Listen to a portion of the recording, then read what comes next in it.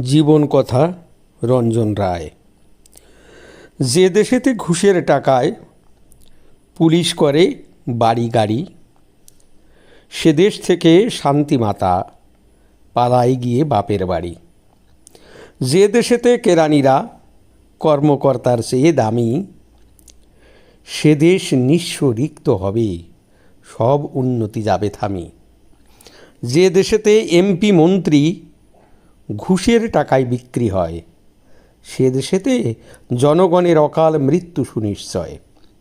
যে দেশেতে ঋণ খেলাপি লেবাস পরা ধর্মনেতা, সে দেশেতে কেউ শোনে না সাধুর বাণী ধর্মকথা। যে দেশেতে সচিবালয় দুর্নীতির এক ধর্মশালা, সে দেশেতে সাধুর কঠিন সত্যিকারের ধর্মপালা। যে দেশেতে উকিলগুলো বার বনিতার মতো চলে, সে দেশেতে বিচারপতির হুঁশ থাকে না বিচারকালে। যে দেশেতে ধর্ষিতা হয় বৃদ্ধা নারী কোমল শিশু, সে দেশেতে ভণ্ড সাজে ধর্মাবতার মহান যিশু। যে দেশেতে লুণ্ঠকেরা পায় সম্মান রাজার মতো, সেই দেশেতে রাষ্ট্রপতি প্রজার কাছে প্রধানত।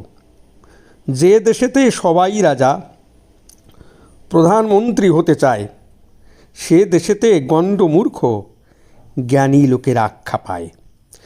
যে দেশেতে চোর মূর্খ ডাকু বসে সিংহাসনে, সে দেশেতে জ্ঞানী গুণী সাধু যাবে নির্বাসনে।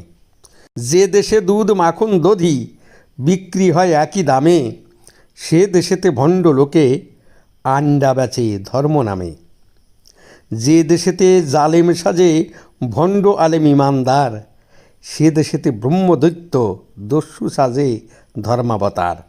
যে দেশেতে কৃষক শ্রমিক পায় না শ্রমের ন্যায্য মান, সে দেশেতে উচ্চাসনে বসে আছে কুসন্তান। যে দেশেতে কর্মশূন্য পরগাছা হয় আচারধারী, সে দেশেতে ধর্মশূন্য শয়তানেরা পোশাকধারী। যে দেশেতে অসৎ কর্মে যুক্ত মহৎ শিক্ষাগুরু, সে দেশেতে সাধুজনের এক নিমিষে পতন শুরু। যে দেশেতে ধর্মাচারী যুক্ত থাকে বলাৎকারে, সে দেশ যাবে এক মুহূর্তে সর্বনাশী যমের দ্বারে।